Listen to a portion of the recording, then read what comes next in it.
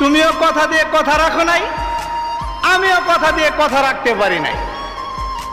এখানে দুইজনই সমান সমান অপরাধে অপরাধী, কিন্তু পার্থক্য আছে একটাই,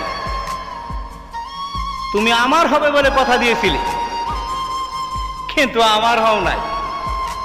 আর শেষ কথার সময় আমি তোমাকে বলে দিয়েছিলাম যে আমি তোমাকে ভুলে যাব, কিন্তু আজও পর্যন্ত এই মস্তিষ্ক থেকে তোমারে একটুও সরাতে পারি না। তবে একটা কথা মনে রাখো, তোমার আমার সৃষ্টিকর্তা কিন্তু সবই দেখে সবই বুঝে, অন্তর্যামী। শেষ বিচারের দিন ঠিকই ফয়সালা হবে কে ছিল সত্যিকারের অপরাধী। তুমি আমার সাথে করছো বেঈমানি, যা আমি কখনোই করিনি।